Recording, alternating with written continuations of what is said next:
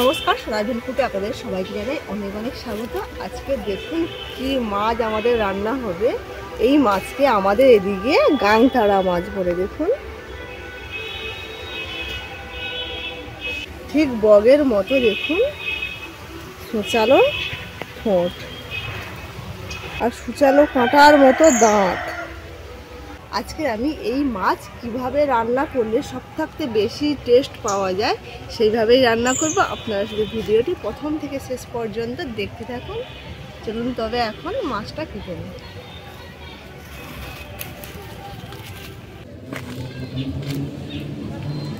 রান্না করে চলে এসেছি, এখন মাছ কেটে নেব।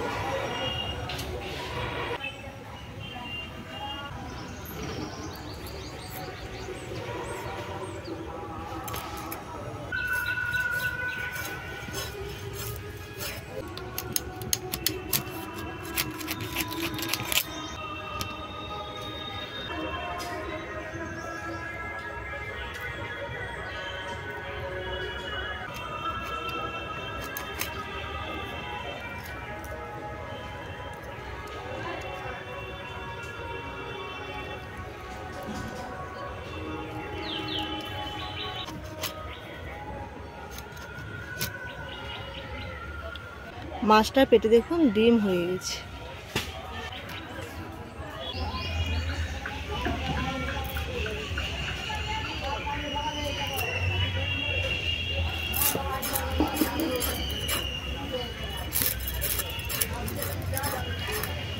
এই মাছের কিন্তু আঁশ প্রচুর, দেখুন শক্ত শক্ত আঁশ। আর গাটা দেখুন রূপোর মতো চকচক করছে। আর এর যে ঠোঁট, এই ঠোঁট কিন্তু নিচেরটা সোঁচালো আর ওপরটা দেখুন যেভাবে সব মাছের ঠোঁট হয় না, সেই রকমই আছে। এইখান দিয়েই খায়। এই মাছ কিন্তু খেতে দারুণ টেস্ট লাগে সত্যি। আর বেশি কিছু মশলা দেব না, হালকা মশলার উপরেই রান্না হবে, কিন্তু খেতে খুব টেস্টি হবে।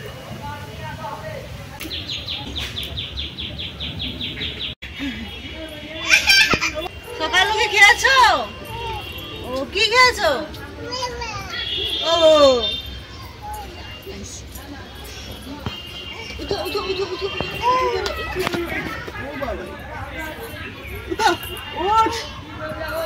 আমার কাছে বুঝে দেবো, বুঝে করে দেবো। কাদা আসো, ও কালকে বৃষ্টি হয়েছিল না, কাদা আসো আসো আমার কাছে আসো।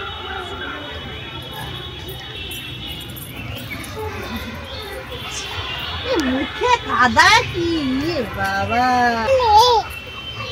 আপনারা প্রায় কমেন্ট করেন এই পুচকিকে নিয়ে। পুচকি তো বাচ্চা, ওর কোন সময় খিদে থাকে আবার কোন সময় থাকে না। আর ও কিন্তু মাছটা অতটা পছন্দ করে না, ওর পছন্দের সই মাছও খায়। ওই যে আপনারা বললেন চেলা মাছে প্রচুর কাটা, ও খেতে পারবে না, তাই জন্য ওর জন্য মাছ রাখিনি। আর ও তো সকালে খেয়ে নিলে অনেক সময় খায় না, যখন খায় না তখন এসে খায় ও ভালোভাবে। ওর মা খাইয়ে পাঠায়। আপনারা অনেকেই কিন্তু কমেন্ট করেন যে এই পুচকি কি আমার মেয়ে। আমি কমেন্টে উত্তর দিয়েছি, আবারও বলছি এই পুচকি আমার বাড়ির পাশে জায়ের মেয়ে। ওর মা কিন্তু আমার সঙ্গে অনেক ভিডিও করেছি। ননদকে যে সাত খাইয়েছিলাম ওরই মা, ওর মা আর আমি। ওর মার নাম মনি, মনি মনি বলে ডাকি না।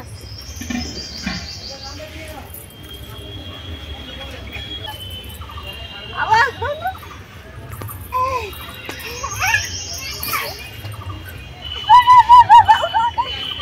ভালো খেলো করে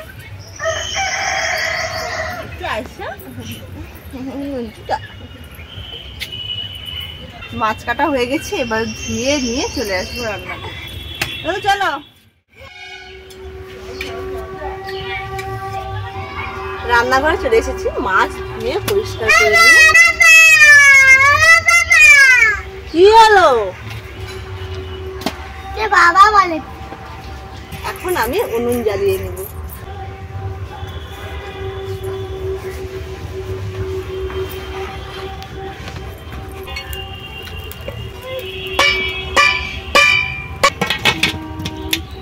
এবারে মাছের মধ্যে লবণ হলুদ মাখিয়ে নেব, অল্প একটু লঙ্কা গুঁড়ো,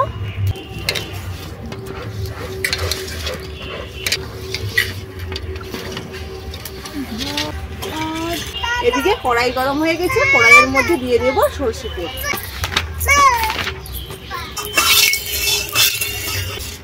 এবারে মাছগুলো দিয়ে দেবো।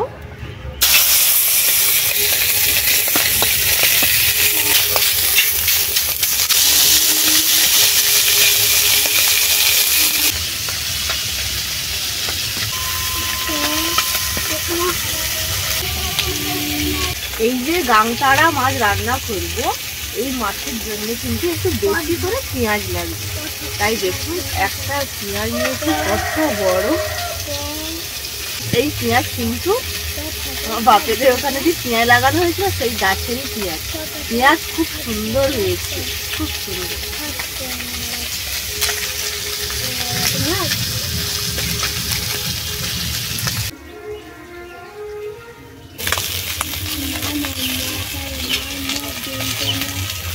পেঁয়াজ কিন্তু একদম সরু সরু করে কাটতে হবে।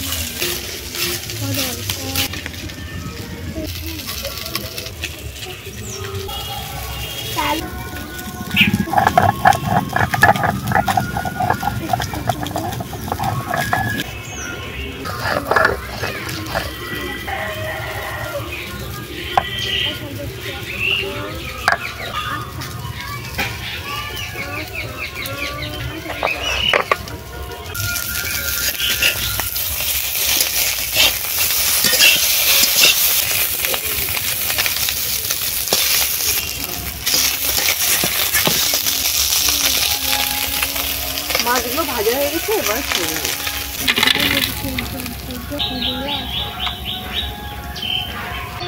মাছও ভাজা হয়ে গেছে, এদিকে মশলাও করা হয়ে গেছে। এবারে মাছের ঝাল বানাবো।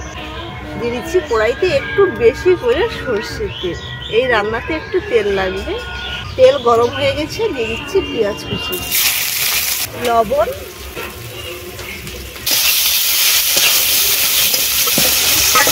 আপনারা কিন্তু অনেকেই কমেন্ট করেন যে আপনার বাড়ির সবাইকে নিয়ে রান্নাঘরে খাওয়ার ভিডিও কি রান্নার ভিডিও দেওয়ার জন্যে। আমি অনেকবার বলেছি, সব ভিডিও সবার হয়তো দেখা হয় না। মা মানে আমাদের শাশুড়ি মা, ওনার দুটো হাঁটুই কিন্তু চাকতি খারাপ হয়ে গেছে। ওনার দুটো হাঁটুই অপারেশন করতে হবে, এই মধ্যেই কিন্তু অপারেশন হবে। তাই মা একদম হাঁটতে পারে না, এই রান্নাঘরেও আসতে পারে না, নিচে বসতে পারে না, সবসময় উঁচুর মধ্যে থাকে।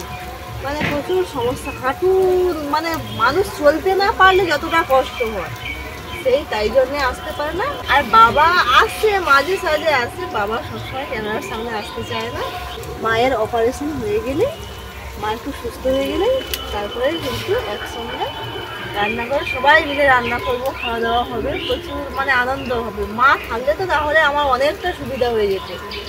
দু শাশুড়ি বৌমা মিলে রান্না বান্না করলে তো খুব ঝটফট হয়ে যায়। ওই জন্য আমি আপনাদেরকে বলি না যে মা এটা কেটে দিয়েছে। মা এমনিতেই বাড়িতে সবজি, আনাজ, মাছ সব কেটে রেডি করে রেখে দেয়, আর আমি গিয়ে শুধু রান্না করি। পেঁয়াজগুলো দেখো বেশ লাল লাল করে ভাজা হয়ে গেছে। এবারে দিয়ে দেবো টমেটো কুচি।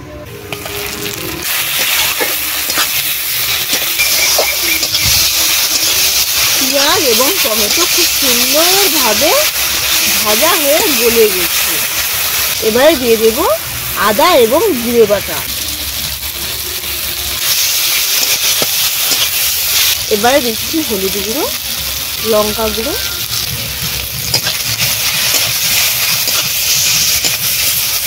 অল্প একটু জল,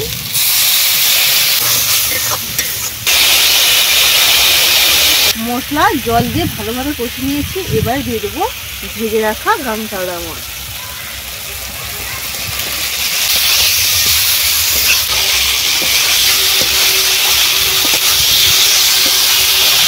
মশলার সঙ্গে মাছটা খানিকক্ষণ নেড়ে ছেড়ে এবারে দিয়ে দেবো জল।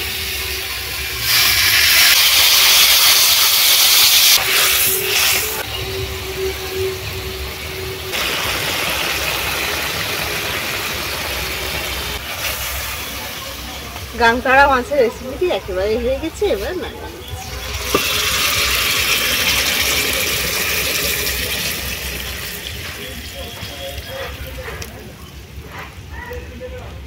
Tola, tola. Lo te acá.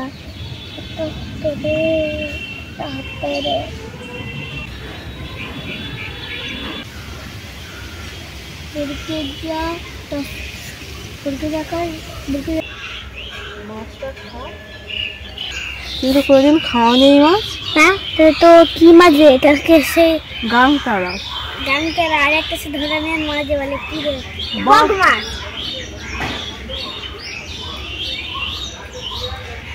হাতি মাছ গরম।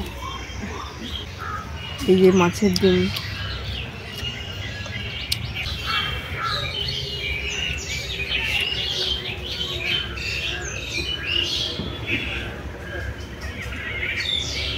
আমার এই মাছের ডিমটা খেতে খুব ভালো লাগে।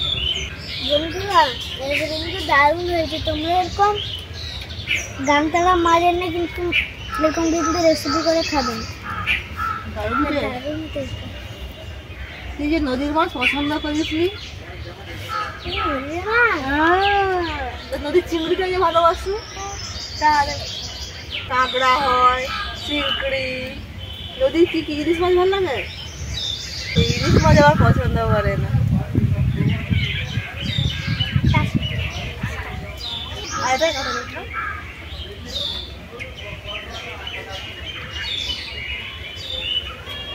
লোটে মাছ ভালো লাগে? এটা কাটা যাচ্ছে। আর খুব টেস্টি মাছ এই মাছ। এই মাছটা কিন্তু সবসময় পাওয়া যায় না, মাঝে সাঝে পাওয়া যায়। আজ বাজারে দেখা মিললো, তাই জন্যে আপনার দাদা বাজারে গেছিল, সকাল সকাল নিয়ে এসছে। আজকে এই গাংতারা মাছের রেসিপিটি একবার হলে কিন্তু বাড়িতে বানিয়ে খাবেন, ঠিক এইভাবে। খুব সুন্দর টেস্ট লাগে। বেশি কিছু মশলা দেওয়ার একদম দরকার নেই। বেশি কিছু মশলা দিলে কী হয় বলুন তো, মাছের যে আসল টেস্টটাই থাকে না। তাই জন্য একটু আমি হালকা মশলা দিয়ে রান্না করতে ভালোবাসি, আর খেতেও ভালোবাসি। এই মাছে একটু লঙ্কার ভাগ বেশি আছে, না হলে কিন্তু আর খুব বেশি কিছু দেইনি।